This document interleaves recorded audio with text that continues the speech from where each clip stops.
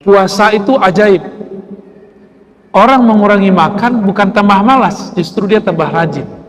Karena tubuhnya jadi ringan. Coba cek. Kita lemas berpuasa, itu konsep orang biasa. Tapi sebenarnya kita lemas justru karena banyak makan. Selesai makan, tadi habis makan, ngantuk nggak? Ngantuk? Benar? Berarti tidak benar bahwa berpuasa bikin lemes. Justru kalau makan bikin lemes. Coba rasakan, niat puasa jam 11 kita belum lapar. Tapi orang yang sarapan pagi hari jam 11 perutnya sudah bunyi. Berarti ada energi lain di dalam diri yang muncul dari kata niat. Maka sahabat-sahabat yang bukan Allah, orang-orang yang berpuasa itu dia sedang melawat nafsiyahnya. Inilah ajaran Imam Ghazali, inilah warisan para ulama-ulama terdahulu dari zaman sahabat Rasulullah SAW. Ada level puasa yang ketiga. Ini antum gak mesti ngikutin, ini terlalu berat. Apa yang ketiga? Puasa ruhani. Ruhani itu hanya mau mengingat Allah, hanya mau ihsan, an ta'budallah ka'annaka tarah. Engkau beribadah seakan memandangnya. Jika tidak memandangnya, maka engkau merasa dipandangnya. Maka puasanya ruh ketika dia tidak lagi memandang makhluk. Kayaknya nggak sanggup ya. Belum sanggup ya? Belum sanggup kita. Maka kita cukup kejar sampai nomor 2. Namun kalau ingin menjadi kekasih Allah yang spesial, mau ikuti, mewarisi warasatul anbiya, warisnya Nabi, bukan dengan menghafalkan ayat puasa, tapi harus sampai di level ketiga. Sampai di level ketiga. Nabi pernah berkalam begini, ala ma khalallahu batila, ketahuilah selain Allah batil. Maka Nabi tidak pernah mengingat selain Allah di dalam dirinya. Kita nggak sanggup karena pakai akal, kita nggak sanggup karena pakai jiwa, tapi kita akan sanggup jika mengingat Allah dengan ruh, karena ruh itu kekuatannya unlimited, tidak terbatas.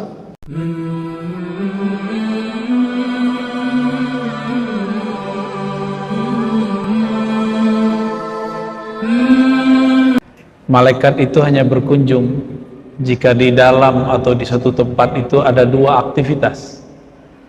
Yang pertama zikrullah, yang kedua ta'lim kitabillah.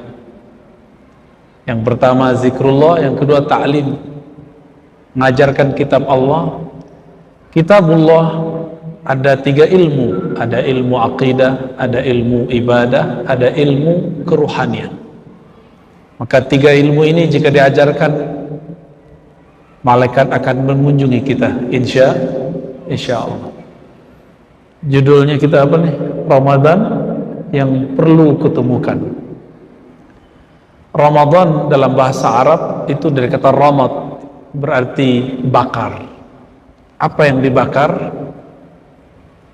Sisi ego manusia. Bahasa Arabnya nafsiyah.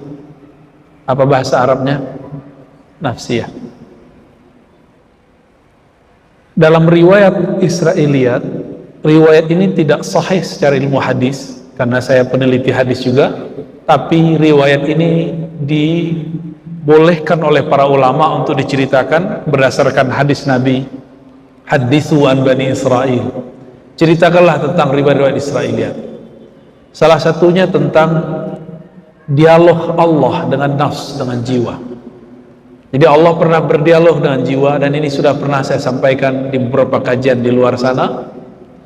Tentu tidak akan mengurangi keberkahan jika kita ceritakan di sini. Jadi Allah memanggil akal, ya akal, akbil, wahai akal, menghadaplah. Akal itu menghadap langsung tanpa alasan. Lalu Allah memanggil nafs, jiwa. Wahai jiwa, wahai ego, aqbil, menghadaplah engkau. Apakah jiwa mau menghadap? Tidak. Si jiwa mengatakan, man anta? Kamu siapa? Allah ditantang sama dia. Lalu Allah berfirman lagi, ya nafs aqbil, wahai jiwa, menghadaplah. Tapi jiwa tidak lagi menghadap. Dan yang ketiga kali Allah membuat jiwa itu lapar, dibuat dia lapar. Jadi sebelum alam ini dicipta, sudah ada namanya jiwa, sudah ada ruh, sudah ada akal, sudah ada kolbu, dan itu berbeda semua. Seperti di tubuh ini ada jantung, ada otak, ada paru-paru. Semua ini organ vital zahir, organ vital batin, akal, jiwa, kolbu, ruh. Coba diingat, akal masuk ke mana? Ya, akal, jiwa, terus apa lagi? Kolbu, ruh. Nah, ini 4 vital manusia. Namun 2 pertama zahir, 2 yang kedua itu masalah ruhani. Allah kemudian membuat si ego atau si jiwa itu lapar. Setelah dia lapar, Allah panggil lagi, ya nafs aqbil, wahai jiwa, menghadaplah. Fa aqbala, lalu baru dia menghadap. Ruh kita adalah hembusan dari ruhullah, bukan zatullah, ya. Ruh kita bukan hembusan zat, tapi hembusan ruhullah. Ruh ini sebelum dimasukkan ke tubuh ini, Allah kemudian celupkan dulu ke dalam suatu tempat, jurang atau lembah atau danau, apapun istilahnya, yang berisikan syahwat. Di ruh dicelupkan, ketika ditarik baru dia kemudian dimasukkan ke tubuh ini. Itu sebabnya mau ustadz, mau bukan ustadz, mau muslim, tidak muslim, mau beriman, tidak beriman, mempunyai keinginan-keinginan yang rendah. Maka jangan pernah mengkultuskan ustadz, ya.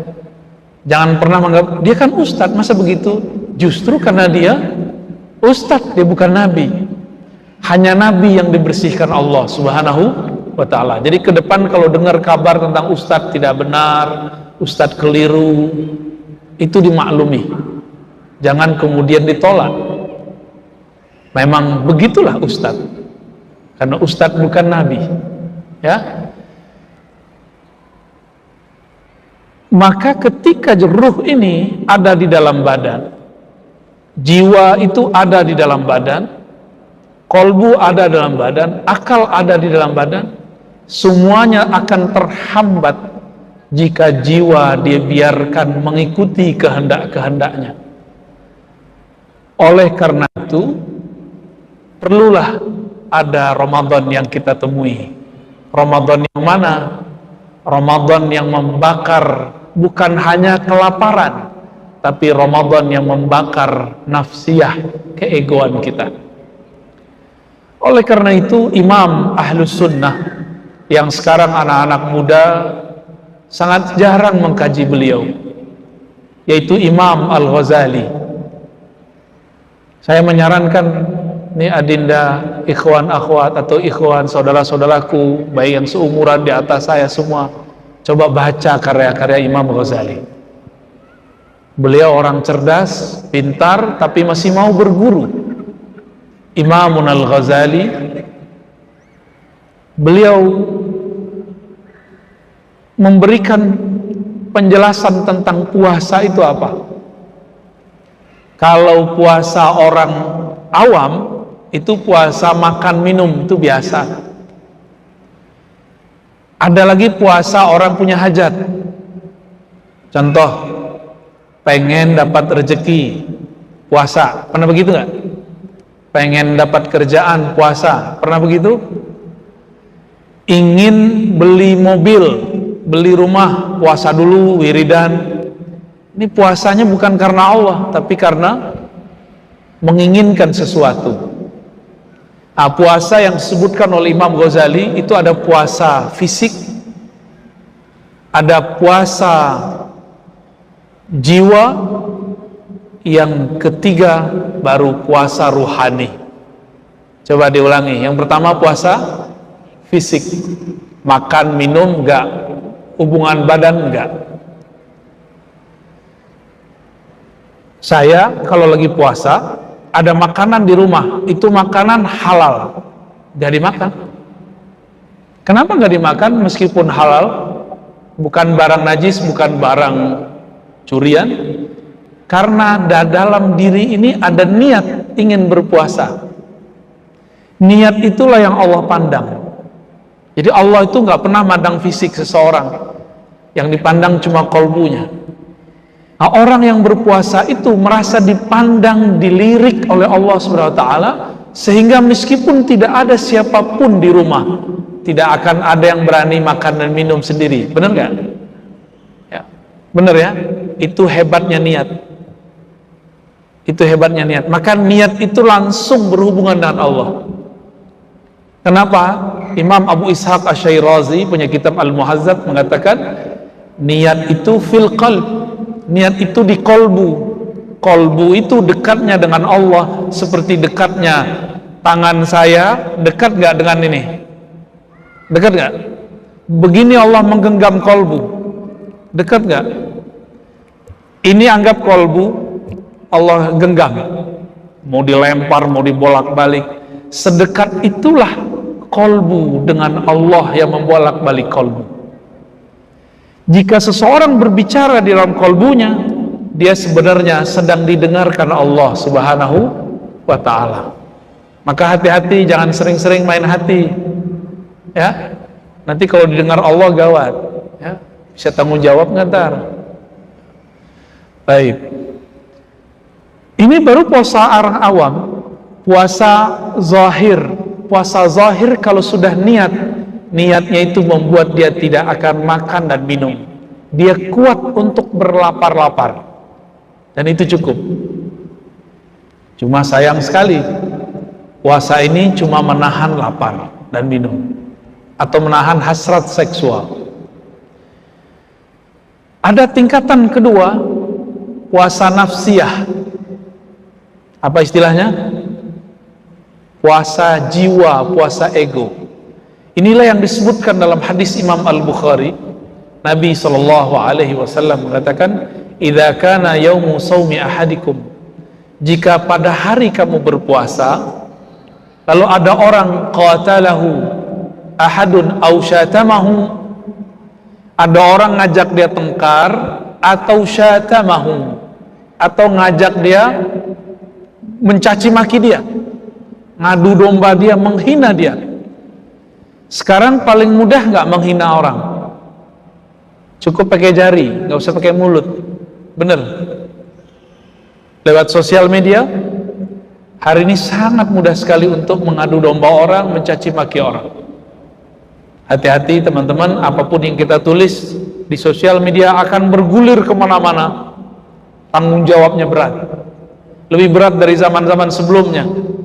Zaman sebelumnya orang kalau berkalam paling-paling gosipnya cuma di sekitar dia.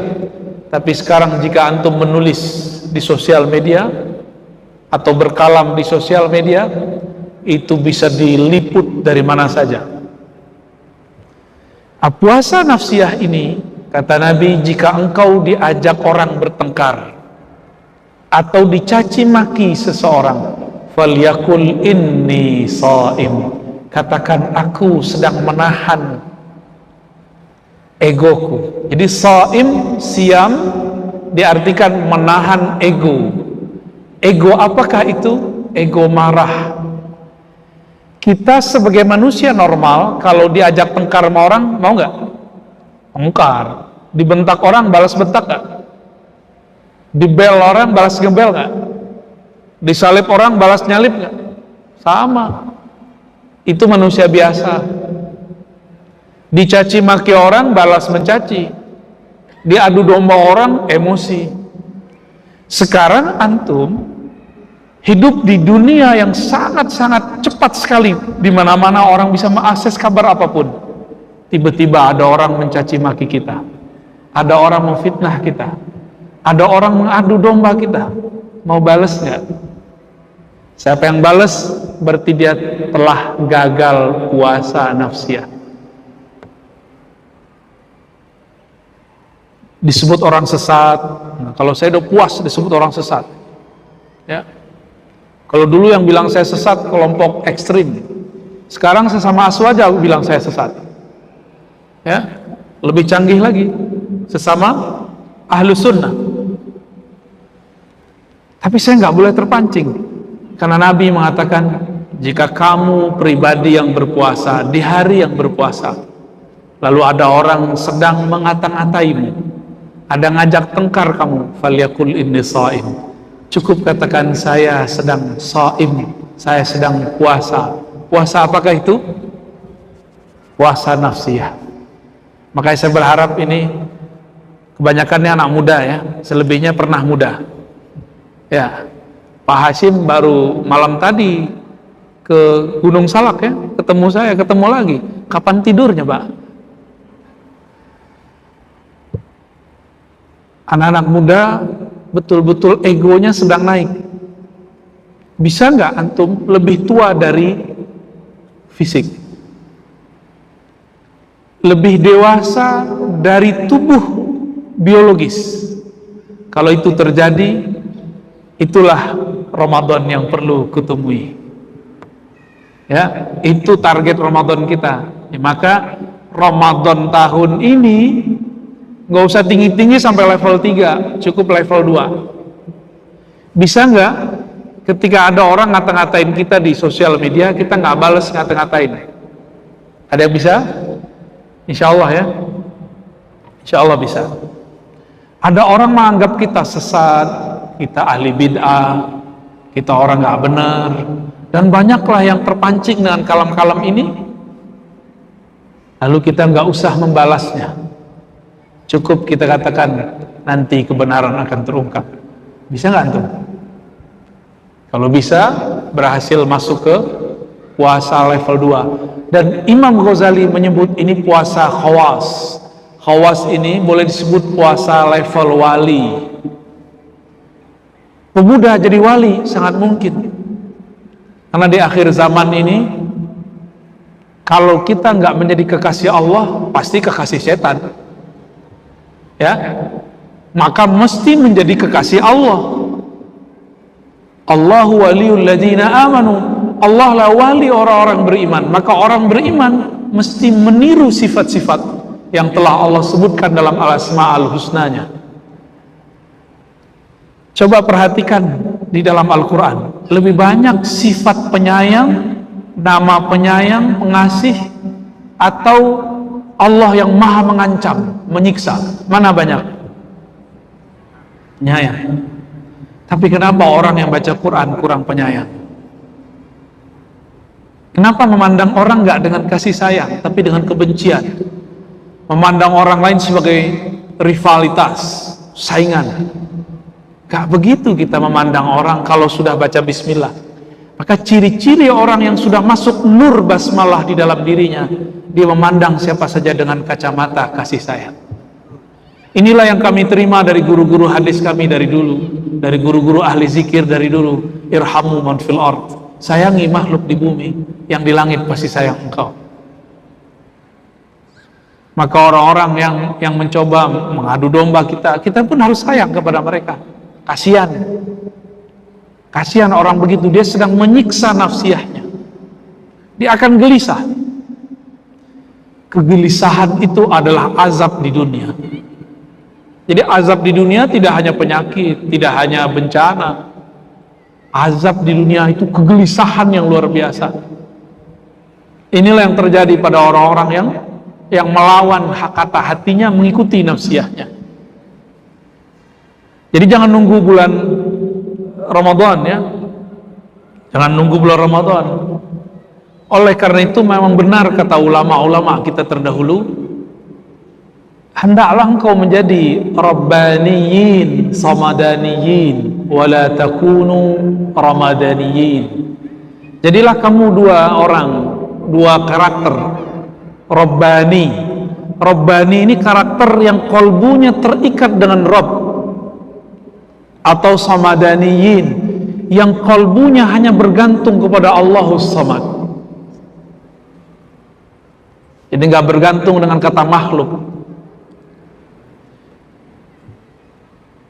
Problemnya hari ini, nafsiyah kita sering mendengarkan kata-kata orang, akhirnya kurang mendengarkan kata-kata kolbu. Kalau sering mempuasakan nafsiyah, maka kolbu akan hidup. Itulah yang Nabi ajarkan, istafti kolbak, latihlah dirimu minta fatwa ke dalam kolbumu. Kita sering minta fatwa ke YouTube, bener ya? Siapakah Ar-Razi, gitu kan? Nyari gitu ya, Ar-Razi sesat, nah gitu ya. Antum hanya ke YouTube sih ya, ke Google. Coba nanya ke dalam kolbu. Ada ustadz mau kita berguru nih, mau dengerin pengajiannya, sholat 2 rakaat, minta, ya Allah, jika ustadz ini memang bisa menghantarkan aku mengenal engkau, mengenal Rasulmu, mudahkan, beri petunjuk. Jangan langsung buka buatan orang-orang Yahudi itu. Katanya anti Yahudi, tapi apa-apa nanyanya ke Yahudi, ya enggak? Bener ya? Kalau saya nggak pernah benci Yahudi, saya cuma benci orang-orang kafir dari kalangan Yahudi. Bedakan itu, ya? Saya nggak pernah benci Israel, saya hanya benci Zionis-Zionis yang zolim di kalangan Israel. Karena Israel itu nama Nabi Yakub. Kalau benci sama Israel, benci sama Nabi Yakub, rusak iman kita. Kita benci kepada kelompok-kelompok zolim. Musuh kita adalah orang-orang zolim. Musuh kita bukan ras, bukan bangsa, bukan satu negara.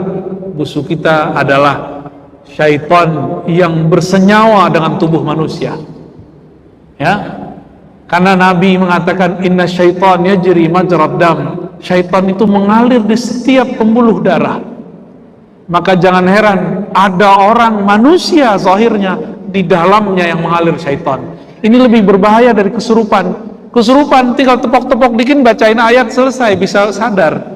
Tapi kalau sudah mengalir dalam darah, itu diruqyah 1000 kali juga nggak bisa. Nggak bisa. Ya. Ini puasa nafsiyah. Puasa apa? Nafsiyah. Bagaimana praktek puasa nafsiyah? Prakteknya dimulai dari mempuasakan fisik, lalu karakter, emosi. Jadi harus dua-duanya. Mata nih senang ngeliatin yang bening-bening, yang cantik-cantik, yang gagah-gagah, bener nggak? Normal nggak? Normal. Tapi coba dilawan. Sekarang itu untuk melihat yang cantik, yang gagah itu nggak perlu ke tempat umum. Cukup dengan benda kecil yang namanya smartphone. Bisakah menahan itu? Gejolak itu namanya gejolak nafsiyah. Mampukah menahan gejolak itu lalu mengalihkannya? Maka yang kecanduan nonton-nonton film-film yang nggak jelas itu, atau saking jelasnya ya, itu harus punya, nggak langsung di-cut. Antum harus ganti dengan film-film yang dosisnya lebih rendah, misalnya kungfu, petualangan, harus ada gantinya. Kalau nggak ada gantinya bisa stres. Bisa stres. Orang kalau mau berhenti ngerokok nggak boleh langsung, dia harus pelan-pelan, kurangi, dan harus ada kesibukan, diganti dengan menyemil apa gitu. Ya. Ada orang kena candu narkoba, nggak boleh langsung berhenti. Maka ini beberapa akhwat nih kejam juga sama laki-laki. Lu berhenti, kalau nggak pisah sama gua. Nggak begitu caranya, pelan-pelan. Kalau saya langsung berhenti dengan cara nazar, untungnya belum benar-benar kecanduan. Kalau udah kecanduan, nggak bisa digituin, bisa stres. Orang lebih milih rokoknya daripada pasangannya. Ya. Jadi ketika ada keinginan yang di luar kemurnian kolbu ini dilawan. Maka Imam Abdul Karim Al-Jili mengatakan, kebeningan kolbu hanya engkau dapat dengan kufrun nafs. Kufrun nafs itu kalau diterjemahkan melawan kufur, mengingkari nafsiyahmu. Jam 3:30 dini hari enaknya meluk bantal atau di atas sajadah. Enaknya tidur ya, meluk bantal ya. Kebanyakan kita begitu, itu nafsiyah. Namun qalbu menginginkan yang lain. Qalbu menginginkan bangun. Tidur itu dapat apa kita dengan tidur? Orang kaya nggak tambah kaya, orang nggak berilmu nggak tambah ilmu, tidur nggak nambah apa-apa. Tapi dalam tidur itu ada satu karakter yang muncul, namanya al-kasal, malas. Nah, ini yang harus diobati. Puasa itu ajaib. Orang mengurangi makan bukan tambah malas, justru dia tambah rajin, karena tubuhnya jadi ringan. Coba cek, kita lemas berpuasa, itu konsep orang biasa. Tapi sebenarnya kita lemas justru karena banyak makan. Selesai makan, tadi habis makan, ngantuk nggak? Ngantuk? Benar? Berarti tidak benar bahwa berpuasa bikin lemas. Justru kalau makan bikin lemas. Coba rasakan, niat puasa jam 11 kita belum lapar. Tapi orang yang sarapan pagi hari jam 11 perutnya sudah bunyi. Berarti ada energi lain di dalam diri yang muncul dari kata niat. Maka sahabat-sahabat yang bukan Allah, orang-orang yang berpuasa itu dia sedang melawat nafsiyahnya. Inilah ajaran Imam Ghazali, inilah warisan para ulama-ulama terdahulu dari zaman sahabat Rasulullah SAW. Ada level puasa yang ketiga. Ini antum gak mesti ngikutin, ini terlalu berat. Apa yang ketiga? Puasa ruhani. Ruhani itu hanya mau mengingat Allah, hanya mau ihsan, an ta'budallah ka'annaka tarah. Engkau beribadah seakan memandangnya. Jika tidak memandangnya, maka engkau merasa dipandangnya. Maka puasanya ruh ketika dia tidak lagi memandang makhluk. Kayaknya nggak sanggup ya, belum sanggup ya, belum sanggup kita. Maka kita cukup kejar sampai nomor 2. Namun kalau ingin menjadi kekasih Allah yang spesial, mau ikuti, mewarisi warasatul anbiya, warisnya Nabi, bukan dengan menghafalkan ayat puasa, tapi harus sampai di level ketiga. Sampai di level ketiga. Nabi pernah berkalam begini, ala ma khalallahu batila, ketahuilah selain Allah batil. Maka Nabi tidak pernah mengingat selain Allah di dalam dirinya. Kita nggak sanggup karena pakai akal, kita nggak sanggup karena pakai jiwa. Tapi kita akan sanggup jika mengingat Allah dengan ruh. Karena ruh itu kekuatannya unlimited, tidak terbatas. Ini kisah terakhir yang mau saya sampaikan sebelum kalau ada tanya jawab. Di 17 Ramadan ada kejadian besar. Siang hari sahabat tidak makan, terjadi perperangan terbesar di alam semesta. Namanya Perang Al-Badar. Perang Al-Badar, ulama ahli sejarah mencari-cari makna, apa arti Al-Badar? Maka ketemulah Al-Badar artinya sumur Badar. Ada yang mengatakan Al-Badar ini nama tempatnya Al-Badar. Tapi semua itu kurang tepat. Saya tidak menyebutnya salah, tapi kurang tepat. Al-Badar adalah nama Rasulullah Sallallahu Alaihi Wasallam. Nabi itu disebut Al-Badar. Coba kalau baca sholawat, Tala'al badru alaina. Al-Badru artinya sang rembulan. Maka disebut perang Badar. Ahlul Badar, mereka orang-orang sang rembulan, orang-orang yang membersamai sang rembulan, yaitu Rasulullah SAW. Ahlul Badar ini jumlahnya cuma 313 melawan ribuan orang. Secara nafsiyah takut nggak dengar begitu? 313 lawan ribuan orang, takut nggak? Melawan rasa takut ini mainnya di dalam ruh. Di akhir zaman, jangan berharap para pejuang-pejuang murni itu banyak. Nanti banyak pejuang-pejuang yang bergugur-guran mundur di tengah jalan. Rusak karena adu domba, rusak karena kepentingan politik, rusak karena popularitas, rusak karena macam-macam. Gugur. Sisa nanti yang murni-murni, yang mereka saling mencintai sesama muslim, sesama mukmin, sesama muhsinin biruhillah, dengan kekuatan ruhullah, spirit dari Allah Subhanahu wa ta'ala, bukan karena kepentingan. Nih hati-hati, nih antum ngumpul, yuk kita buat koperasi yuk, tar saham bagi, tunggu sebulan akan ada perpecahan, gak nyampe sebulan akan ada perpecahan. Dan itu sudah terjadi kemarin-kemarin.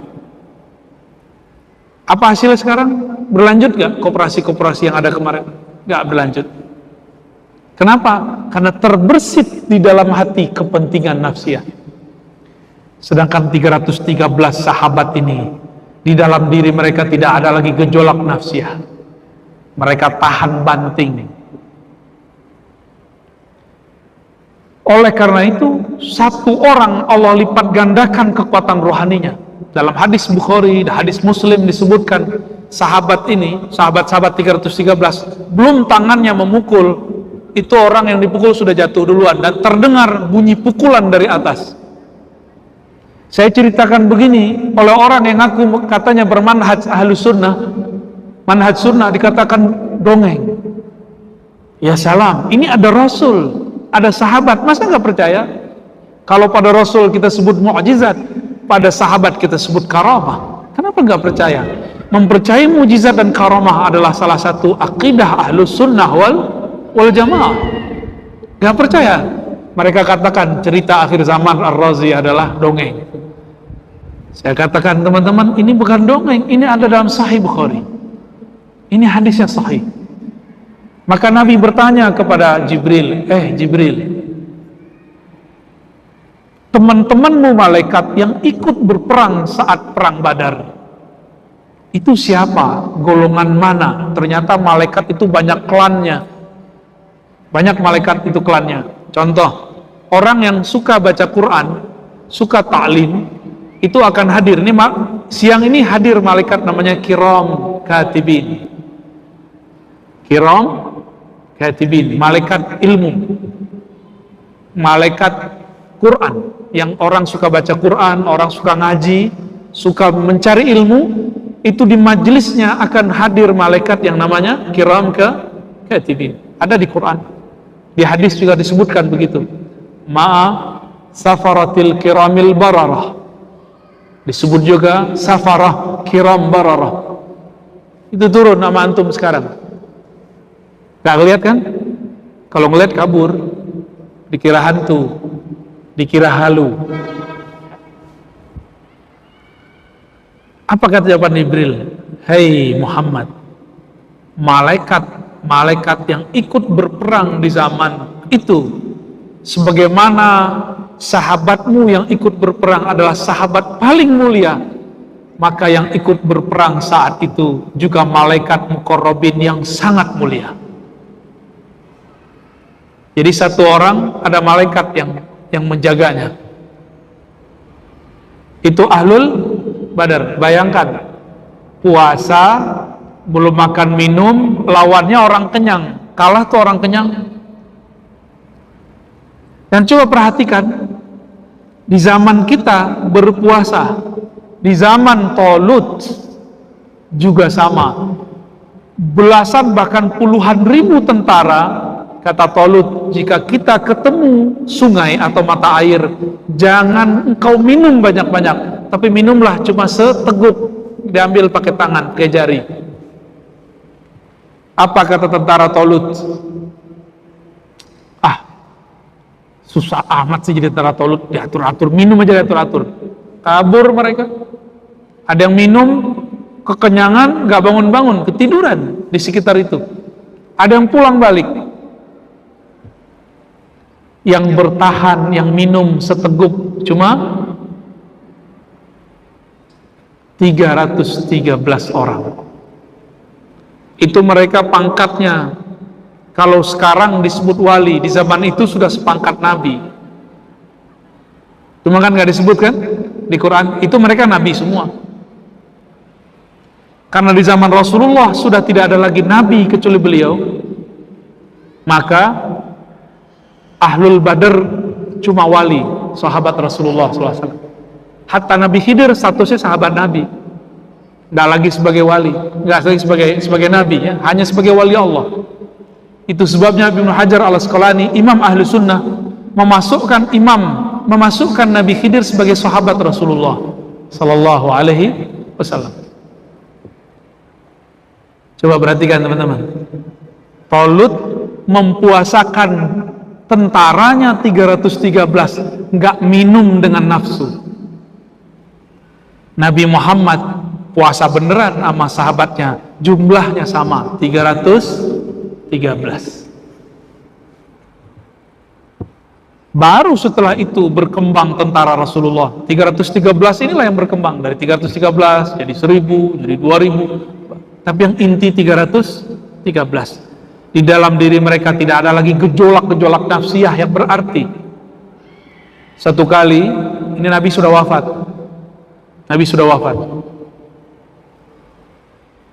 Ada Nuaiman, masih ingat kisah Nuaiman? Biasanya Habib Ali Al-Kaf ceritanya bagus sekali tentang Nuaiman. Itu peminum. Lapor seseorang kepada Umar, ya Umar, ya Amirul Mukminin, itu pemabuk, bunuh aja, kan udah lebih dari 3 kali. Apa kata Umar radhiyallahu ta'ala anhu? La, fa innahu yuhibbullah wa rasulah. Orang ini cinta Allah dan Rasulnya. Orang ini cinta Allah dan Rasulnya. Maka di situ Sayyidina Umar memandang orang bukan zahirnya, tapi memandang kalbunya. Bisa nggak antum ketemu orang pemabuk tapi nggak ngelihat zahirnya? Bisa nggak? Kalau bisa, berarti sudah mulai mengikuti jalan Sayyidina Umar. Ngelihat pemaksiat tapi nggak dilihat maksiatnya, lihat kebeningan kalbunya bahwa dia pengen bener. Nah, ikhwan akhwat fillah, 17 Ramadan itu hari kemenangan 313 orang melawan orang kenyang. Maka boleh saya katakan, puasa Ahlul Badar ini puasa ruhiyah. Dia nggak takut lagi kepada makhluk, dia cuma berharap kepada Khalik. Mereka yang disebut dengan Rabbaniyin, Samadaniyin, orang yang ruhnya dalam berpuasa hanya berkiblat kepada Allah Subhanahu wa ta'ala. Ramadan seperti itulah yang kita perlukan. Ramadan yang dipenuhi dengan ihsan. Sebenarnya saya punya bentuk amalan, kalau nanti teman-teman ini mau beramal selama bulan puasa, mulai dari bangun tidur sampai tidur kembali. Dan itu yang sudah pernah saya alami dan saya jalani bertahun-tahun. Kalau mau nanti saya kasih ke panitia, disebut dengan suluk from home. Kalau ada kerja dari rumah, masa nggak ada berlatih rohani dari rumah?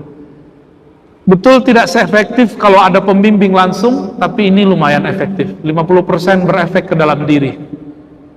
Mulai dari bangun tidur sampai tidur lagi. Insya Allah nanti kita bagikan ya. Saya rasa cukup. Kalau ada yang mau didiskusikan, fadhal. Ada yang mau ditanyakan?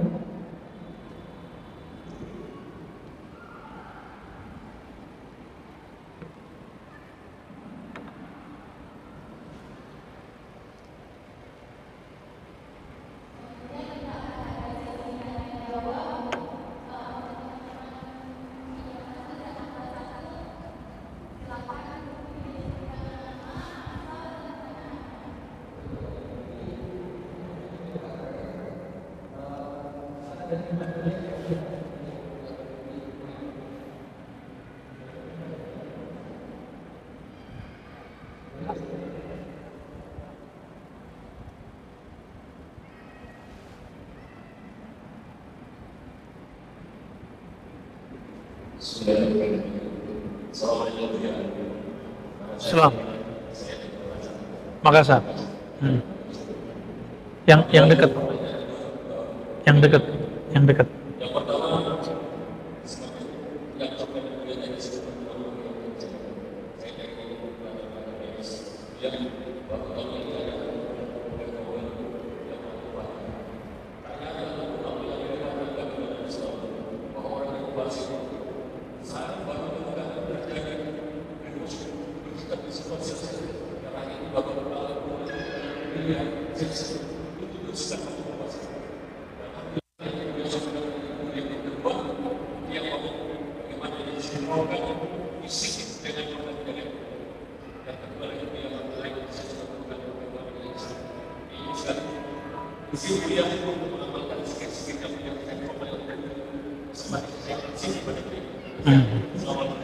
Assalamualaikum warahmatullahi wabarakatuh. Langsung. Ya, tampung. Oke, baik.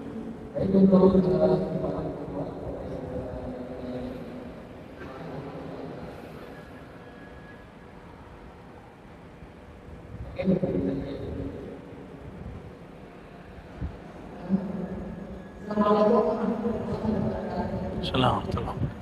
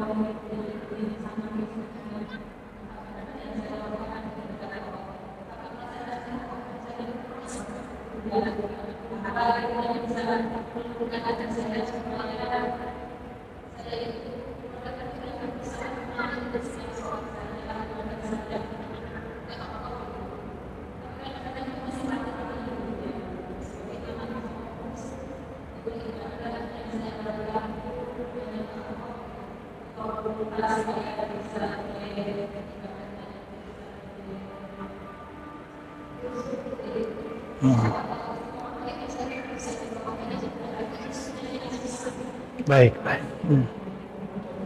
Assalamualaikum. Udah, dua aja ya. Ada lagi, oke.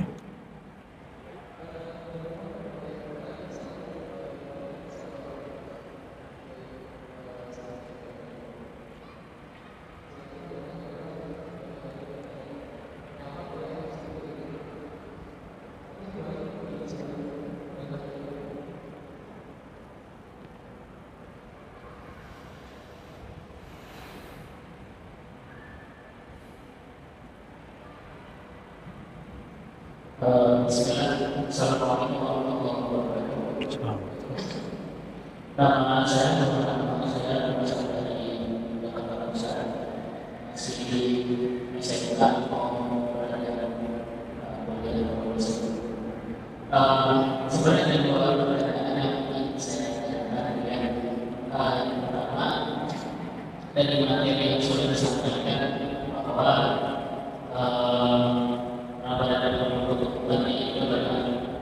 melawan sendiri. Pertanyaan pertama yang dari yang disampaikan bahwa tadi beliau mengatakan bahwa wajar bahwa di kalangan ada sifat itu sedang naik, sedang tinggi-tingginya. Dari situ kita tahu bahwa mayoritas remaja ataupun mayoritas ukuran yang masih muda itu yang masih bergantung dengan orang sudah dibuat ini. Jadi pertanyaan pertama, apakah bisa ada untuk sekarang ketika kita menaikkan itu berarti salah dalam Islam. Kemudian khusus untuk Ramadan ini ketika menaik apakah itu bisa atau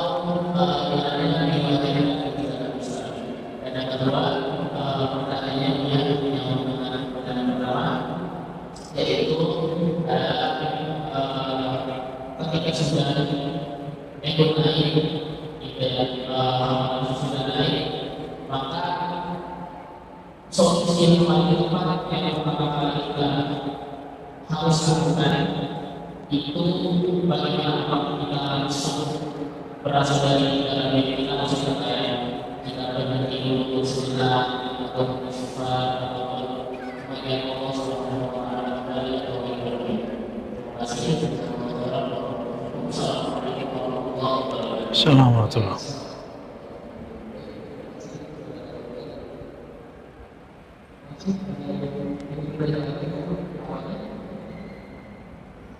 Cukup 3 ya? Cukup 3. Baik. Baik. Bagi yang menyimak kajian-kajian zikir saya di sosial media, jika channelnya itu benar, videonya utuh, artinya tidak ada potongan-potongan, silakan dikonsumsi, diambil, diamalkan. Tafadhol, saya izinkan. Tapi kalau dari potongan-potongan, saya tidak izinkan. Ya, kecuali yang motong dari channel yang saya izinkan. Sampai hari ini saya belum punya channel YouTube pribadi, Pak. Nggak tahu next ya. Tapi sekarang masih cuma majelis, karena saya menghindari dulu. Terus, bagaimana cara istiqomah? Cara istiqomah itu yang banyak dilupakan orang adalah kalau ketinggalan qadha. Gitu Ibu ya. Ketinggalan ganti. Ini tips langsung dari Rasulullah SAW. Jangan dikira Nabi itu nggak pernah ketiduran. Nabi pernah ketiduran sholat tahajud, lalu beliau ganti secepat mungkin. Kita kenapa tidak pernah bisa istiqomah? Karena tidak pernah mengqadha amalan. Kita ngira yang diqadha cuma amalan wajib. Contohnya kalau perempuan haid, puasanya diganti, diqadha. Cuma itu yang diajarkan sedari kecil. Padahal dalam bab istiqomah, dan itu semuanya tertulis dalam Sahih Bukhari dan Muslim. Satu kali Nabi ba'da sholat subuh langsung sholat lagi. Ada nggak sholat setelah sholat subuh? Dalam hadis Bukhari, Nabi sholat 2 rakaat. Lalu sahabat ditambah 1, jadi 3 rakaat. Sahabat bertanya, wahai Rasulullah, apakah bertambah rakaat subuh sejak hari ini? Jawaban Nabi, tidak. Ini sholat qadhaku terhadap witir yang ketinggalan. Jadi Nabi mengqadha sholat witir. Maka saya kalau ketinggalan pun saya usahakan mengqadha, kecuali saya lupa. Dan ini sudah bertahun-tahun dan faedahnya luar biasa. Orang yang mengistiqomahkan sholat witir, di kolbunya nanti ada cahaya al-fardaniyah namanya, cahaya tauhid yang dahsyat sekali, yang membuat dia betul-betul akan dijaga oleh Allah kolbunya, nggak akan terganggu oleh siapa aja, akan ada keberanian yang tidak ada batasnya. Itu rahasia sholat witir. Maka Nabi mengatakan, autiru ya ahlal Quran, wahai pencinta Quran, wahai penghafal Quran, wahai pembaca Quran. Semua kita cinta Quran, semua kita mau baca Quran. Mungkin sebagian ada yang hafiz Quran. Autiru, berwitirlah engkau. Maka wiridnya ahli Quran adalah sholat malam, yaitu witir. Siapa yang sholat witir walaupun tidak hafiz Quran, Allah nanti akan bangkitkan dia di kalangan ahlul Quran, insya Allah. Tapi belum terlambat loh ya, kalau mau ngafal Quran masih belum terlambat, masih bisa. Jadi gitu Bu ya, di qadha. Kenapa hati keras? Hati keras kalau si hati tidak diberikan santapannya. Santapan hati 2 aja, ma'rifatullah, ma'rifatur rasul. Mengenal Allah, mengenal Rasul. Kalau sudah kenal Allah, sering-sering baca namanya, maka wiridkanlah Asmaul Husna dengan memahami namanya. Jika ingin mengenal Rasul, bacalah kisah-kisahnya. Coba lihat Rasulullah itu bagaimana akhlaknya, dan kolbu Nabi selalu lembut. Tidak ada orang yang diuji lebih dahsyat dari Nabi, tapi Nabi kolbunya paling lembut, paling mudah minta maaf, paling mudah memaafkan. Hari ini orang belum sesoleh Rasulullah, tapi berbeda dikit sudah tidak memaafkan. Bener ya? Baru beda pemahaman sudah nggak mau toleransi. Sungguh menyedihkan hari ini umat Nabi Muhammad tidak lagi menebar kasih sayang yang diajarkan sang Nabi. Kita sedih, betul-betul sedih hari ini. Nabi SAW ketika ada kasus apapun di keluarganya tidak mau menuduh sampai ada ayat turun. Sekarang belum apa-apa orang sudah mulai percaya. Ini zaman yang disebut oleh Nabi fitan, banyak kekacauan. Maka badiru bil a'mali salihah, ya, badiru bil a'mali salihah. Kalau di riwayat lain fitnah, segeralah kamu beramal sebelum terjadi fitnah. Jika fitnah itu mengenai diri kita, kita sudah siap dengan amal, dan amal itu dibagi, amal zahir, amal batin. Sekarang orang sibuk dengan main sosial media, sibuk dengan aib orang, tapi dia lupa dengan aibnya sendiri. Orang sibuk dengan smartphone, tapi lupa dengan smart di dalam kolbunya. Asik nggak main game di handphone? Asik. Game yang ada di kolbu ini lebih asik. Ngapain kita ngegame? Ngegame itu ada musuh, ada lawan. Kita diserang, kita balas menyerang. Itu game. Tapi gamenya kolbu berlain. Kita diserang, kita nggak perlu bahas menyerang. Kita dibenci, itu gamenya kolbu. Kita nggak perlu balas membenci. Kita dikutuk-kutuk, disesatkan orang, kita cukup mendoakan kebaikan bagi orang itu. Itu gamenya kolbu, bisa nggak? Insya Allah ya. Insya Allah. Bapak ini kayaknya udah disesatkan berkali-kali nih kena jenggotnya nih, sama serbannya ya. Sabar Pak ya. Biasa aja. Kita dan Allah kita lebih tahu. Bahwa hubungan kita dengan Allah kita yang lebih tahu. Mengenai tadi, siapa tadi? Saya lupa namanya. Apakah nafsiyah ego itu wajar? Wajar untuk manusia biasa, tapi tidak wajar untuk manusia yang menjadi hamba Allah. Di dalam hadis yang disebutkan 7 golongan yang Allah berikan naungan dia di akhirat, teman-teman, diberikan naungan itu kalimatnya yauma la zilla illa zilluh, tidak ada naungan lagi kecuali naungannya. Saya membahasakan hadis ini, ada 7 golongan wali Allah, dan nomor 3 atau nomor 4-nya syabun nasya'a fi ibadatillah, pemuda yang tumbuh dalam menyembah Allah.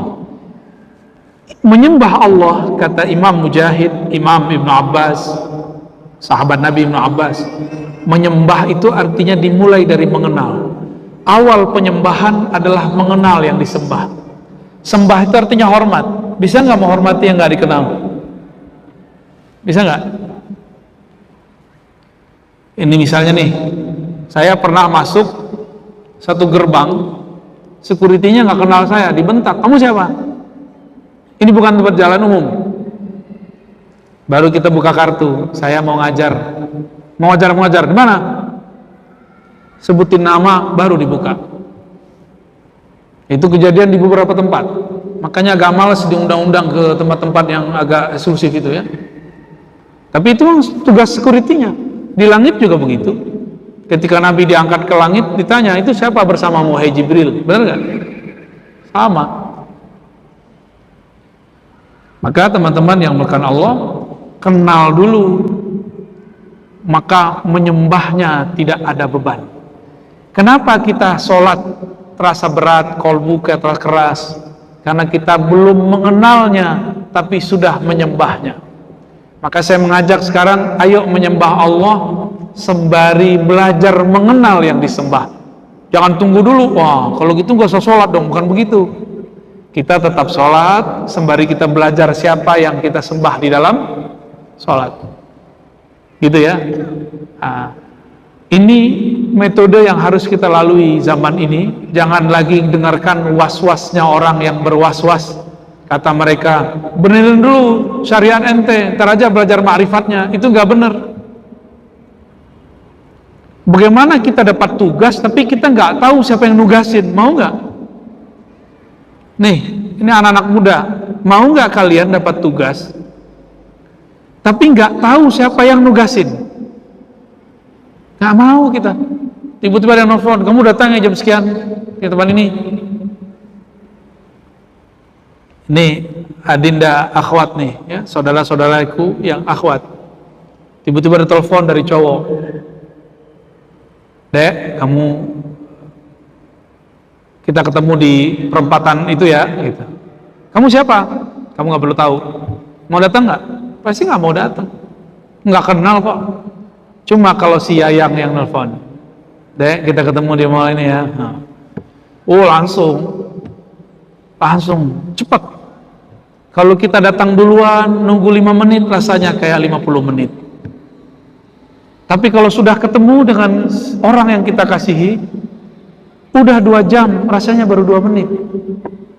Itu baru kekasih nafsiyah, kekasih ego, kekasih nafsu, belum kekasih kolbu. Gimana kalau antum ketemu kekasih kolbu? Itu sebabnya ahli-ahli wirid yang kenal Allah, itu mereka kalau wirid, kalau zikir, gak ada hentinya. Abu Hanifah itu setiap malam beliau tidak pernah tidur, selalu tahajud. Gak ada yang kuat, gak usah ditiru ya, gak ada yang sanggup. Abdul Hasan al-Ash'ari, imam ahlu sunnah, 20 tahun tidak pernah tidur malam hari. Mulai badai isya beliau wirid, zikir, baca Quran, sholat, zikir, dan khatam Quran di dalam sholatnya 20 tahun. Begitu cara mereka merawat diri, merawat kolbu. Kita nggak mungkin ngikutin mereka sehebat itu. Maka sekarang ada jalur pintasnya. Belajarlah mengenal Allah sebanyak-banyaknya, maka 2 rakaatmu akan sama dengan 1000 rakaat. Dalilnya mana? Dalilnya hadis Nabi Ibnu Majah, bahwa orang belajar 1 bab ilmu lebih afdal daripada 1000 rakaat. Orang belajar 1 bab ilmu lebih afdal dari sholat 1000 rakaat. Antum coba dari tadi menyimak saya, nggak terasa capek kalau hatinya di sini. Tapi kalau coba sholat 1 jam, capek nggak? Coba pegang tasbih, puter, baru 33 udah ngeliat, kok masih 33 sih? Kapan 1000-nya? Bener nggak? Ini bedanya ilmu dengan amal. Apalagi jika digabung, ilmunya diamalkan. Oh, dahsyat sekali. Apa kata Nabi? Hadis Abu Nu'aim, man amila bima alima, allamahullahu ilman ma lam ya'lam. Kalau ingin dapat ilmu laduni, amalkan ilmu yang dipelajari. Itu aja. Barangkali itu cukup ya. Sudah jam 3, ntar lagi mau asar. Kesimpulan kajian kita pada siang menuju sore ini, ikhwan akhwat fillah, Ramadan yang kita cari minimal latihan nafsiyah, melatih ego.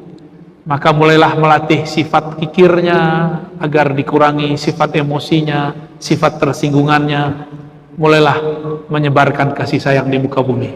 Semoga saya dan kita semua diangkat puasanya dan jiwanya dari jiwa yang awam kepada jiwa yang khawas, bahkan khawasul khawas. Amin ya rabbal alamin. Ayuhan Nabi, inna arsalnaka syahidaw wa mubashiraw wa nadhira. Kalimat berikutnya, wada'iyan ilallahi bi'idnih wa sirajan munira. Jadi seorang da'i itu sebenarnya pewaris risalah kenabian. Tugasnya adalah sebagai da'i. Da'i itu bukan memviralkan dirinya, tapi dia sedang memviralkan yang maha viral. Da'iyan ilallah. Dia sedang mendakwahkan, memviralkan yang maha viral. Jadi ente nggak boleh pengen viral, nggak boleh. Tuh dengar yang nonton ya. Jadi para dakatir, dokter-dokter ini, kalau jadi YouTuber, saya kan bukan YouTuber, cuma jamaah saya bikin YouTube, saya masuk di dalamnya gitu. Dan alhamdulillah viral. Nggak tahu viral, karena saya nggak merasa viral. Karena kalau saya merasa viral, Iki harus bayar honor. Ya, ada mau bayar borektor. berapa? Kan begitu, kalau kita ngerasa viral kan begitu.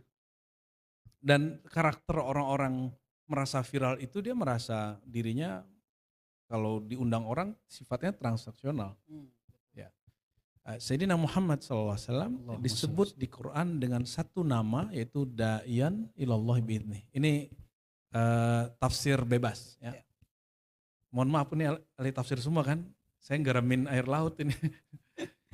Da'iyan yang mengajak kepada Allah bi'iznih, dengan izinnya. Jadi kalau ada orang berangan-angan supaya dai-dai ini disertifikasi, itulah sertifikasi dari Allah. Bi'iznih. Jadi dai itu mesti ma'zun min hadratillah. Ini tafsir isyarinya. Jadi dai itu dia harus diizinkan oleh Allah. Maka Maulana al-Imam Al-Jami' Baina Syariah wal Haqiqah, Al-Imam Abdul Wahab Sya'rani, apa kata dia di kitab dia Al-Minan Al-Kubra, tiadalah aku memulai satu majlis, satu dakwah kecuali aku memohon izin kepada hadrah Sayyidina Muhammad SAW. Nah, itu yang saya amalkan. Saya kalau mau dakwah biasanya baca dulu kalimat yang diijazahkan Imam Sya'rani. Kata beliau, sebelum kamu berbicara, minta izin dulu kepada ruhani Rasulullah, kan ruhaninya masih ada. Jika para syuhada haram kita mengatakan mereka mati, fabin nabi aula, ini kias aulawi. Apalagi seorang nabi. Ya, jadi wala taqulu, ini kan al aslu fid nahi li tahrim. Pada dasarnya mengatakan para syuhada itu mati itu haram. Lebih tinggi syuhada atau nabi? Nah, para syuhada itu dia percikan dari nama syahidan. Inna arsalnaka syahidan. Orang yang berjuang untuk beliau disebut syuhada. Karena dia menyaksikan Nabi Muhammad SAW. Ya. Oleh karena itu, seorang da'i, dia harus minta izin kepada Rasulullah. Rohani, Rasulullah kan masih hidup. Rohani kita ada, maka kita minta izin kepada rohaninya. Apa yang diamalkan Imam Sya'rani, ya, ini boleh dipakai ya. Kata beliau sebelum berdakwah, mengajar bacalah i'zanli, atau bahasa Mesirnya waktu itu dustur ya Sayyidi ya Rasulullah. Dustur ya Dustur Sayyidi. itu artinya i'zanli. Ya, kan biizni kan, da'iyan ilallahi biizni. Maka supaya dapat izin, kita kan kalau kita ahli sunnah kan nggak bisa langsung kan, kita kan petawassul dulu kan. Wasilah, karena sang Nabi menyebut dirinya sebagai al-wasilah dan perintahnya wabtaghu ilaihil wasilah. Mungkin ahli fikih bilang ibtigha di sini carilah wasilah, hukumnya mustahab, tapi bagi saya tidak. Al aslu fil amri lil wujub. Maka berwasilah dengan sang Nabi hukumnya wajib. Gimana caranya minta izin kepada sang wasilah? Dustur ya Sayyidi ya Rasulullah. Cuman bilang sebelum saya tampil nih, Ya. Dustur ya Sayyidi ya Rasulullah. Hanya dimaknai mohon izin wahai baginda. baik. Ya. Dan rasakan kedahsyatannya nanti Baik. ya. Insya Allah ini para penonton dan juga ini para duat-duat ilallah, nanti insya Allah akan siap apa yang disampaikan oleh Buya Dr. Ar-Razi Hasim. Pertanyaan berikutnya Buya adalah, kalau kita melihat salah satu daripada figur dakwah yang paling kompeten untuk kita jadikan referensi adalah Nabi SAW. Menurut Buya, apa contoh teladan dakwah Nabi yang direkam oleh hadis? Yang kemudian saat ini lagi-lagi pertanyaan saya adalah banyak sekali muncul figur-figur da'i, figur-figur ustadz di berbagai platform-platform. Figur itu ada figur fardinya, syoksinya, sosok, ada figur jama'inya yang kemudian bentuknya haroki, pergerakan. Ini yang mau dimau sosoknya apa pergerakannya? Yang pertama sosoknya. Karena kalau pergerakan jadi fakultas dakwah deh kan. Sosoknya. Sosok ya? Oke. Kalau sosok sederhana sekali, kalimat kita ngambil Quran tadi aja, gak usah keluar dari surah Al-Ahzab itu, wada'iyan ilallah, ngajak ke Allah. Kalau saya ngajak Ustadz Hizbullah ini ke Bandung, saya mesti tahu jalan ke Bandung. Jadi modal utama yang bisa ditiru dari baginda SAW berdakwah itu, kita mesti tahu dulu jalan kepadanya, baru ajak orang ke sono. Oleh karena itu, Nabi SAW sebelum berdakwah secara terbuka, beliau itu kan ditreat oleh Allah dengan kalimat wahai orang yang berselimut. Kalau pakai tafsir para sufi, Muzammil itu yang terselimuti oleh hijab-hijab nafsiyahnya, egonya. Nafsiyah itu kan, nafsiyah itu jiwa kita. Jiwa kita ini awal dicipta Allah. Dia sukanya ngelawan, sukanya males. Maka perintahnya di Quran, qumil laila illa qilla. Malam itu kan di Quran subata, tempat rehat, waktu rehat. Tapi bagi seorang dai, supaya kaul dia sakil, kata-kata dia tembus ke dalam kolbu, dia mesti punya satu wirid yang wajib, yaitu qumil laila illa qalila. Jadi kalau saya jadi dai, saya wajib qiyamul lail. Berarti dai itu harus lebih rajin ibadahnya Ya, daripada baru ada madunya. kalimat di belakangnya, inna sanulqi alaika qaulan thaqila. Jadi sebelum kita menyampaikan kalam Allah ini kan berat, oleh dzikrullahi akbar. Kita mesti merasakan berat itu dulu di sini. Maka di Quran surat tadi Al-Muzammil tadi ayat berapa tuh ya? Ayat 8 ya. Nah, bagaimana caranya? Ada thariqahnya di situ, ada kaifiatnya, ada tata caranya. Wadhkur rabbaka wadhkur isma rabbika wa tabattal ilaihi tabtila. Gitu ayatnya. Sebutlah nama Rabbmu. Siapa nama Rabbmu? Nama Rabb siapa? Ismur Rabb, Allah. Ya. Maka yang dibaca apa? Allah. Nah, siapa dai hari ini yang punya zikir Allah setiap malam?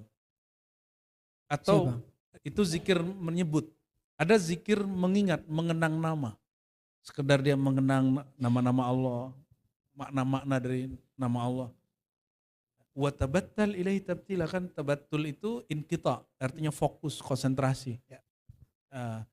Nah, jadi Nabi itu disiapkan Allah sebelum menjadi dai ilallah. Itu nama Allah bersemayam dulu di kolbunya. Maka nggak usah performannya, nggak usah banyak, nggak usah berserban dulu, nggak usah pakai baju-baju gaya dulu, nggak usah ceramah pakai mobil keren dulu. Itu performan zahir. Kita bikin trust buildingnya dari dalam, inner. Jadi yang dibangun itu adalah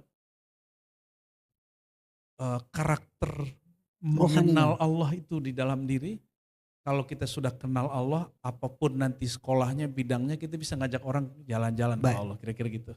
Kemudian benarkah Buya, kemudian setelah roh kita dekat menyatu dengan Allah, kemudian berikutnya adalah bagaimanapun. Ente jangan bilang ruh menyatu. Maksudnya adalah mana ada ruh menyatu sama Allah. Jiwa kita itu adalah ilallah gitu. Menghadap. Ya, menghadap kepada Allah. Ya. Benarkah kemudian berikutnya adalah bagaimanapun sekarang kan keilmuan itu juga sangat luas sekali. Sejauh mana penting kemudian disiplin sebuah ilmu pengetahuan sebagai referensi utama bagi seorang dai? Iya. Allah itu menyebut dirinya Al-Alim, yang maha berilmu. Kekasihnya menyebut dirinya Ana Madinatul Ilmi, aku pusat ilmu. Lalu beliau mengatakan wa aliyun babuha, Ali pintunya. Itu kan contoh, berarti sahabat-sahabat itu pintu-pintunya ilmu. Maksudnya apa? Kalau ingin mengenal Allah, mesti mengikuti kota ilmu itu. Oleh karenanya, ma'rifatun nabi, miftah atau bab ma'rifatillah. Jadi mengenal Nabi itu menjadi mahar wajib, syarat utama, nggak ada lagi caranya untuk mengajak orang kepada Allah. Ya. Dan Nabi Muhammad itu, coba ini contoh Nabi, ketika Nabi yang sangat viral di alam lain, tapi berangkat ke Taif, itu disambut nggak? Pernah nggak Dr. Dayat datang ke satu majelis tapi orangnya sepi? Nggak dihargai, pernah nggak? Sering gitu. Wali. Terus tersinggung nggak ente? Nggak mau datang lagi ya gitu, atau honornya dikit gitu misalnya. Nabi Muhammad itu coba bayangkan, Nabi itu nggak ngajak orang menghargai dirinya. Maka ketika dirinya dilempar dengan kotoran, beliau nggak tersinggung. Coba bayangin, ente nih dizolimin orang di satu tempat nih dokter. Terus tiba-tiba Jibril datang. Dokter Hidayat, maukah kamu aku hancurkan itu orang seisi masjid? Silahkan katanya. Sekampung itu. Jibril lo datang, ente mau gak? Mau beliau tuh. Pasti mau. Karena ente ngajak orang menghargai diri. Hmm. Kita nggak ngajak orang kepada Allah, kita ngajak orang ke diri kita. Disitulah baper dakwah ini nggak bisa berkembang. Betul. Jadi secara syakhsiyah, fardiyah, secara karakter personal yang mesti dibentuk oleh seorang dai, dan ini harga mati, dia jangan ngajak orang untuk mengenal dirinya, tapi dia harus ngajak orang mengenal Allah, menghargai Allah. Maka di tengah perjalanan dakwah, jika kita dicaci maki orang, dikafir-kafirkan orang, disesat-sesatkan orang, bahkan dilempar kotoran sama orang, itu nggak bikin tersinggung. Kenapa? Emang kita ini dari air yang hina kan? Kalau dihina kan biasa aja. Ada yang dari emas di sini? Saya cium-cium tangan ntar. Ya nggak ada kan? Kita kan dari air yang hina semua. Maka jika kita dihina, ya akulah yang terhina itu. Yang boleh diangkat kan cuma baginda. Wa rafa'na laka dzikrak. Yang diangkat itu cuma baginda Nabi Muhammad SAW. Jadi viralkan Nabi Muhammad, jangan viralkan diri kita. Baik. Selanjutnya Buya, ada ayat-ayat ini juga sering bagi teman-teman dakwah itu mengutip. Izhaba, auzubillahi minasyaitonir rajim, izhaba ila fir'auna innahu tagha, faqula lahu qaulan layyina. Ayat ini menyuruh berdakwah hatta kepada Fir'aun yang dikenal diktator, juga untuk mengucapkan kata layyina. Ini menurut saya menarik. Ayat ini mungkin perlu disampaikan lebih luas lagi kepada publik, bahwa banyak juga saat ini orang-orang lupa identitas dia sebagai seorang dai, lalu kata-katanya bukan layyina lagi. Gimana Buya melihat ayat ini? Ya, waqula lahuma qaulan layyina. Katakan kepada Fir'aun yang tirani itu kalam-kalam yang lembut, gitu ya. Karena ada sebuah hadis di Muslim itu ketika Nabi dilaknat dengan salam laknat, assalamualaikum. Kemudian Sayyidah Aisyah membalas dengan lebih, tapi Nabi cuma jawab alaik, begitu nggak? Nabi nggak pernah membalas keburukan dengan keburukan. Tapi ada kalimat di ujung hadis itu yang menjadi kaedah. Kalau diterjemah, sesungguhnya tidak ada yang dapat mengalahkan tirani kekerasan kecuali kelembutan. Mohon maaf nih, anggota tentara polisi itu yang garang-garang itu di rumah sama istrinya takluk itu. Karena dia kalah oleh kelembutan. Dan Rasulullah itu orang paling raufun rahim. Maka disebut di Quran dengan nama, itu kan nama Allah ya. Disematkan kepada baginda karena Allah itu mengejawantahkan kasih sayangnya lewat Nabi Muhammad SAW. Raufun rahim sallallahu alaihi wasallam. Maka Nabi berhadapan dengan orang paling keras pun, dia gak keras. Kalau kita kan, lu jual gua beli. Kan gak masuk, itu gak masuk dakwah Nabi sama sekali. Itu kaedah jawara. Waktu saya jadi singa asu aja, lu jual gue beli, kalau sekarang udah gak mau saya. Diajak debat, kalau gak benar-benar sesuai dengan kaedahnya saya gak mau datang. Ya, saya kalau diajak debat sama orang saya tanya dulu, Anda mencari kebenaran atau cari pembenaran? Kalau cari kebenaran, ayo, saya siap kapanpun. Tapi kalau mencari pembenaran, gak usah, niat Anda sudah gak benar. Gak akan selesai juga. Ya, itu juga kalam Imam Syazili, carilah perhatian yang maha benar. Bukan carilah perhatian agar dianggap benar oleh makhluk.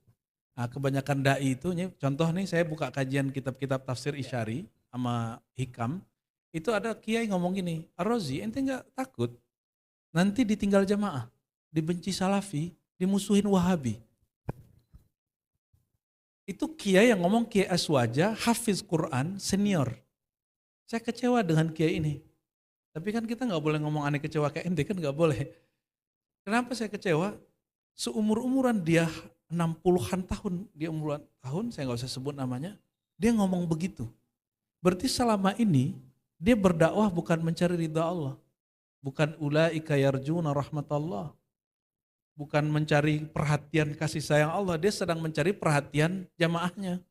Supaya diridhoi oleh jamaah, supaya disenangi oleh salafi dan wahabi. Takban kan? Kan mencari perhatian makhluk itu takban, sama dengan politisi. Teman kita banyak politisi dan dia bilang, tiap hari kami ini sibuk bagaimana cara mencari perhatian suara konstituen. Kecuali dia ngerti hakikat politik bahwa suara rakyat itu suara Tuhan, itu baru boleh dia mencari ridho mereka. Dalam hal ini ya mesti dai itu arif billah. Dai itu Al-arif mesti billah. kenal Allah. Itu harga mati. Maka kata Nabi kepada Sayyidina Ali dan Muaz ketika berangkat ke Yaman, hadis yang sahih itu, yassiru wala tu'assiru, tapi ada kalimat di hadis yang lain, ud'uhum ilallah. Ajak mereka kepada Allah, bukan menghargai dirimu. Ya. Terus faidha arafullah. Apa yang disebut mengajak mereka ke Allah? Dijelaskan di kalimat berikut. Faidha arafullah. Jika dalam dakwahmu kepada Allah, yaitu arafullah, mereka sudah kenal Allah, bermakrifat kepada Allah, baru ajarin sholat. Kalau kita apa dulu yang diajarin? Sholat dulu kan? Makanya hari ini anak-anak kita, generasi-generasi kita, dia sholatnya kebeban. Ya, sekarang generasi apa namanya? Alpa. Banyak alpanya. Jadi mereka itu sholat karena merasa diancam. Padahal Nabi itu bekal pertamanya mubasyir, bukan nazir. Memberikan kabar gembira. Ya, memberi reward dulu, Reward. bukan memberi ancaman. Allah itu lebih banyak menyebut dirinya sang penyebar rahmat daripada tukang ancam. Ya. Tapi kenapa dai-dai ini tukang ancam? Mungkin dia dibesarkan dengan ancaman-ancaman dari orang tuanya dahulu kan. Baik. Semoga dakwah-dakwah kita Baik. ke depan, dakwah-dakwah yang rahmatan lil Baik. alamin, yang penuh Baik. rahmania dan rahimnya. Dan ini sangat menarik Bu ya, betul yang tadi banyak orang memang dai itu sekarang dakwahnya berbasis dai. Artinya bagaimana supaya dirinya atau hanya bagaimana supaya senang jamaahnya. Lalu dia terserah. Jadi yang diikutin adalah ikutin jamaahnya daripada meskipun bertentangan dengan jiwa dan hati nuraninya. Nah, kemudian pertanyaan berikutnya Bu ya. Sekarang ini bagaimanapun ya, platform media sosial itu paling tinggi, masjid itu kadang kosong, tapi viewers penonton dakwah-dakwah itu sampai ratusan ribu, ratusan juta. Menurut Dr. Ar-Razi, apa tips mencari ustadz di media sosial? Pengen viral deh. Bukan saya Bu ya, ini mewakili daripada ini terutama jamaah-jamaah kita di sini. Oke, saya ngomong secara umum aja, nggak ngomong Ya. spiritual, dai. Sebenarnya apa yang terjadi di sosial media hari ini itu mengembirakan. Kenapa? Insan apa namanya sebutnya netizen. Ya, netizen. Netizen itu hari ini kalamnya pedas-pedas, ya kan? Akhirnya itu memicu supaya konten kreator itu Harus berbenah. kalau dia berbicaranya harus bergizi dan daging semua. Karena hari ini orang cuma mau dengerin kalam-kalam yang berisi. Nah, tantangannya apa? Dakwah-dakwah offline yang ada di masjid itu akan kalah pamor, akan ketinggalan kereta kalau mereka tidak mempersiapkan dirinya biiznih tadi. Dia harus bikin konten-konten dia itu seger terus, bergizi, daging semua. Kan gitu bahasa-bahasa orang podcast ya. Gimana? Berisi, bergizi, daging semua gitu. Nah, bisa nggak kita dai-dai ini mengemas dakwah kita lebih menarik daripada orang-orang yang di podcast itu? Terus gimana? Coba, saya udah jarang ceramah puasa. Jadi puasa ini saya udah 5 tahun lebih nggak nerima jadwal Ramadan karena saya malu gitu. Dari kecil itu saya dengerin ada Ustadz utlubul ilma minal mahdi ilal mahdi. Dia bilang qala Rasul, padahal bukan hadis kan. Utlubul ilma walau bisin. Tutut ilmu Ar-Razi. Tapi 30 tahun dia ceramah hadis itu diulang 30 hari, 30 kali. Ya, man shoma ramadhana imanan wa tisu, itu diulang 30 kali. Ya allazina amanu kutiba alaikumusiyam. Jadi bahan ceramahnya enggak nambah, tapi dia ceramahin kita. Ente cari ilmu. Jadi dia nyuruh orang agar bergizi, dia enggak bergizi. Akhirnya saya kan pernah ngikutin beberapa kiai-kiai yang saya suka, ceramah di masjid mana. Malam ini kita tandain, malam ini diceramah di sini. 3 hari saya udah bosan. Kenapa? Ceramah dia di masjid yang kemarin sama aja. Jadi 30 hari itu cuma 3 tema aja. Betul, Dan hati-hati, kita itu sekarang sudah ada jejak digital. Kalau kajiannya Itu hanya tuh. mengulang-ulang, itu orang bosan. Terus gimana biar kajiannya tidak repetasi sehingga Berdaging bergizi daging semua, terus apa tadi? Bergizi, Bergizi berdaging semua. Gitu, berisi gitu ya. Berisi. Mesti belajar epistemologi ilmu. Jadi harus masuk kelas filsafat ilmu. Harus masuk Bahwa di epistemologi ilmu itu ada namanya tahsil madarik tahsilul ulum. Cara memproduk ilmu. Ada yang kita aktifkan empiris, kita pandang, kita dengar, kita simak, masuk jadi hafalan. Satu. Ada yang you think, you know gitu. Kamu berpikir, kamu tahu. Itu rasio. Yang ketiga, eksperimen. Kerjakan sendiri, lakukan sendiri. Misalnya di Quran, ala bidzikrillah tatmainul qulub. Dengan zikrullah hati tenang. Cobain zikir 100, 200, kerasa nggak tenangnya? Nanti kita bisa cerita ke orang sharing.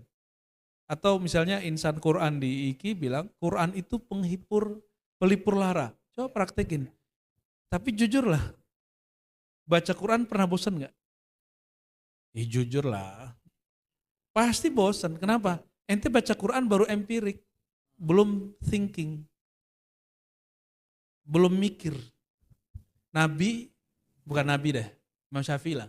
Imam Syafi'i cuma menaikkan grade cara baca Qurannya dari empirik membaca secara fisik hafalan, dinaikin ke fikrah, logika rasio.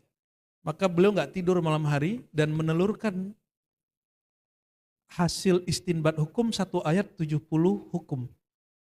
Itu baru thinking. Gimana dia eksperimen? Gimana dia mengaktifkan yang kata Ghazali yang keempat, epistemologi intuisi. Jadi menggali bukan lagi dari bacaan, mendengar, bukan lagi dari berpikir, bukan lagi dari eksperimen, tapi dari zauq, rasa yang tidak ada limitnya. Oleh karena itu, Nabi itu nggak pernah kajiannya membosankan. Kenapa? Nabi itu selalu memproduksi makna. Itulah barangkali makna Madinatul Ilm, pusat ilmu. Maka tidak ada orang hari ini nulis disertasi Quran, tafsir, kecuali semuanya membicarakan sang Madinatul Ilm, betul nggak? Nabi itu ummi, bukan ummi tidak baca tulis, tapi dia ummul ulum. Madinatul Ilm boleh diartikan ummul ulum. Dia sentralnya ilmu, semua ilmu berinduk kepadanya. Betul nggak? Bukan cocok logi, ini munasabatul hadis, as-sunnah wal Quran ya. Jadi oleh karena itu supaya dakwah kita tidak hambar, harus mengaktifkan 4 epistemologi ini. Ya. Kalau sama anak-anak pakai empirik, sama mahasiswa pakai rasio, dengan orang-orang terapan, orang-orang eksak pakai yang ketiga, eksperimen, dengan orang-orang yang udah mentok ilmunya kayak para dokter-dokter dan kiai ini, bicaranya mesti bab epistemologi dzauqiyah. Karena nggak ada di kitab, adanya di kolbu. Iqra kitabak, baca kitab yang di kolbumu.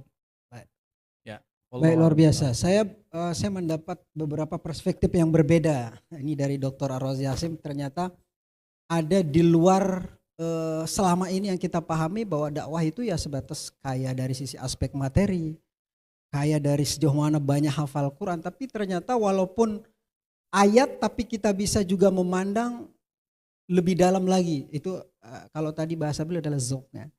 Kemudian berikutnya, ini Ketua LPP masih ada waktu ya. Berikutnya adalah Buya, bagaimanapun sekarang saya masih berbicara tentang tadi dakwah, karena fenomena dakwah saat ini adalah bagaimanapun media sosial itu cukup banyak dilihat terkait dengan ittisalus sanad ya. Kan di dalam bagaimanapun kita dalam tradisi pesantren itu ketersambungan sanad itu menjadi hal yang sangat penting. Gimana cara kita, saya suka kepada satu ustadz tertentu, misal ulama Timur Tengah atau ulama dari Barat dan sebagainya, sehingga ilmu saya itu sesuai seperti yang selama dipahami dengan keterhubungan sanad itu, Bu ya. Ya, sanad ini hari ini ada yang tidak ada di kitab, mesti direvisi tuh ilmu hadis itu atau ilmu Quran yang bab fasal isnad ijazah, ada ijazah online. Ijazah dari metode sosial media. Tapi ini ad'aful ijazat. Ini ijazah paling lemah. Namun kalau bagi generasi alfa itu adalah metode paling asik. Ya. Jadi kita mesti berdamai dengan peradaban, jangan kemudian mengutuk peradaban. Ya. Saya gaptek loh aslinya. Saya nggak ngerti cara bikin YouTube apa segala macam. Tapi kalau orang mempersiapkan konten yang manis jadi gula, semut datang nggak? Nanti semut-semut ini jadi tentara Allah, Hizbullah. Nanti intan surullah yan surkum. Kita menangkan dulu Allah dalam diri kita, nanti Allah kirim tentara-tentaranya. Nanti ada yang bisa sosial media, ada yang bisa bikin studio, diadain semua, tapi nggak ada yang instan. Nabi aja nggak instan kok. Nah, orang hari ini pengen instan, maka dia melakukan khalif tu'raf. Bikin aneh biar terkenal. Dan saya masih ingat waktu dulu ada pakar branding ngundang kita. Waktu itu saya ngirim dai-dai lewat filantropi ke luar negeri. Lalu kita di training, apa kata si motivator ini? Ustadz, Anda harus punya brand. Dia orang branding nih. Brandnya apa? Oh, Ustadz putih, maka bajunya putih terus. Oh iya. Ustadz oren terus. Betul. Apalagi Ustadz apa?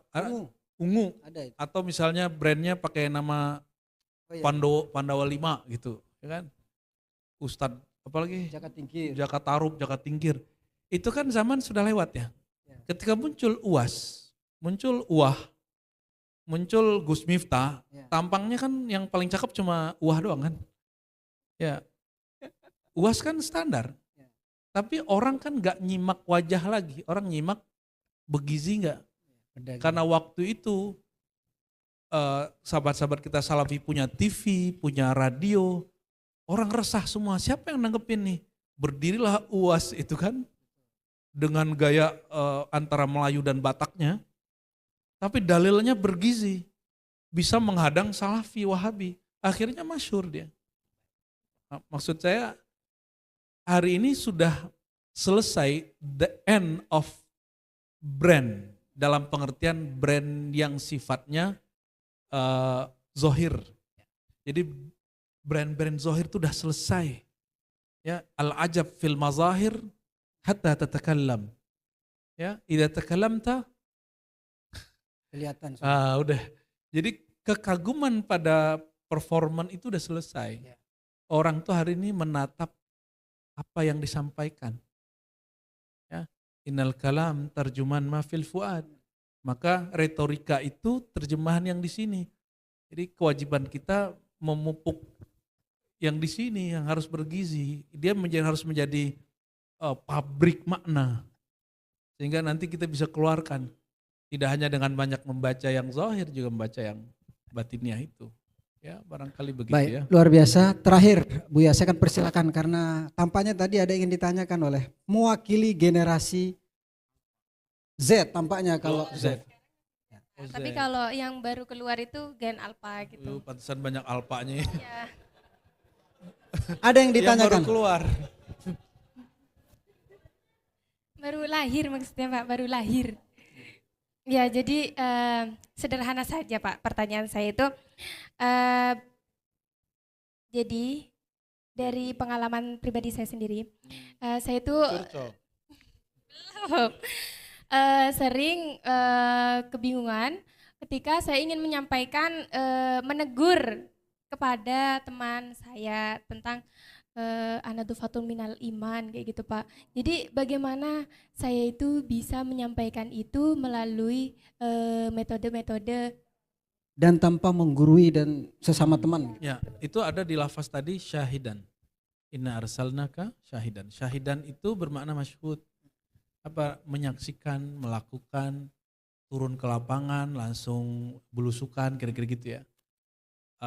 Artinya nggak usah omong, itu sampah diambil, nggak usah. Turun, ambil sendiri. Jadi Imam Bukhari itu imam kelasnya sudah di atas semua para hufaz di zamannya. Itu dia lihat ada sampah di jami', di madrasah, di masjid dia ambil sendiri. Dia nggak ngomong ke siapa-siapa. Maka ketika mahasiswa dia melihat, mahasiswa dia rata-rata juga hufaz, bukan lagi hufaz Quran, hufaz sunnah. Rata-rata murid dia 10.000 hadisnya. Karena Imam Bukhari mengut sampah, dia nggak ngomong, Pak Rahmat, nggak gitu dia. Langsung turun ngambil. Melihat begitu, maka muncul autopilot. Nah ini yang kita sebut harokah. Nabi itu dalam pergerakan dakwah terjun langsung, bukan ngomeng-ngomeng doang.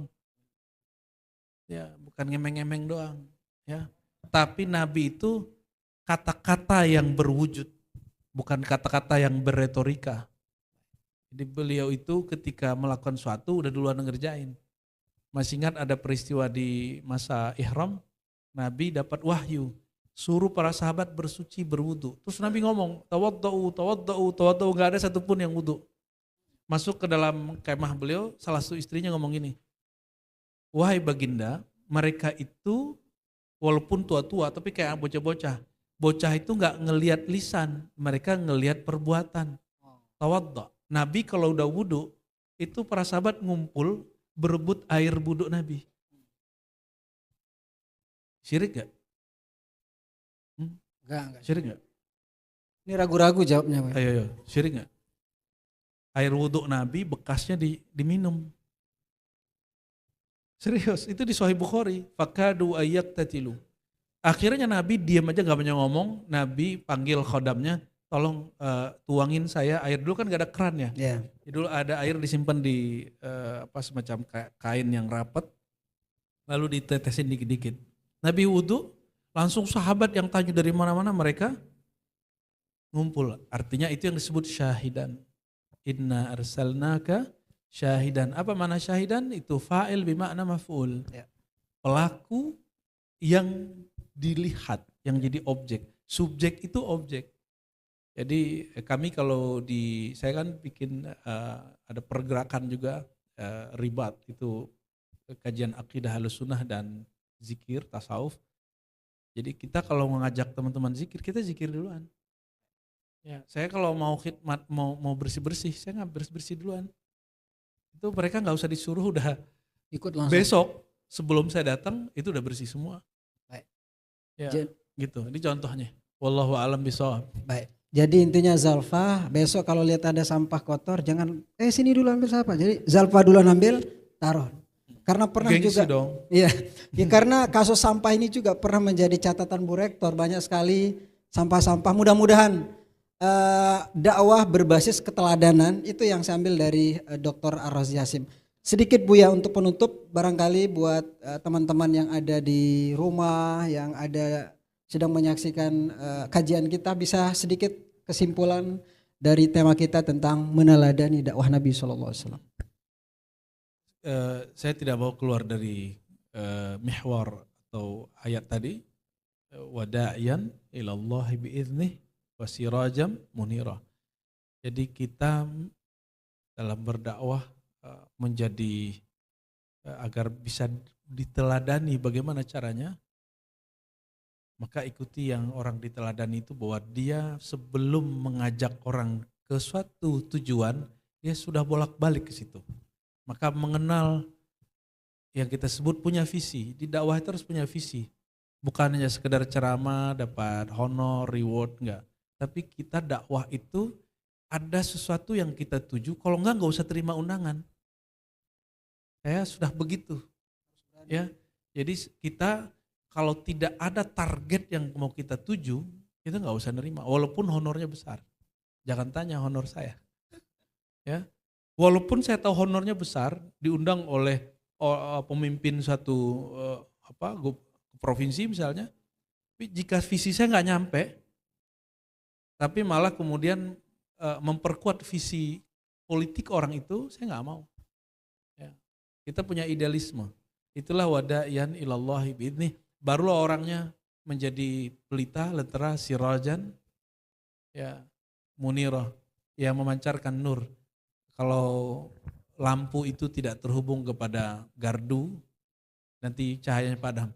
Maka kesimpulannya sederhana aja, hubungkan empirik kepada rasio, rasio kepada eksperimen, eksperimen kepada kolbu, Qalbu kepada muqallibul qulub, yang bolak-balik hati. Nanti kita akan menjadi produsen makna. Dakwah kita akan lebih bergizi. Jadi ustadz-ustadz ini nggak perlu mau ceramah buka Google, itu bid'ah. Karena Google buatan mereka ya kan. Bid'ah dhalal. Isinya mereka. Jadi kita buka Google Qalbu kita tatap diri kita, baru hasil menatap diri itulah yang disebut istafti qalbak. Mintalah makna dari qalbumu, produksilah makna dari dalam dirimu. Itu yang kita sampaikan kepada orang. Bukan kata orang yang kita sampaikan, tapi yang kita alami sendiri. Wallahu a'lam bishawab. Assalamualaikum warahmatullahi wabarakatuh.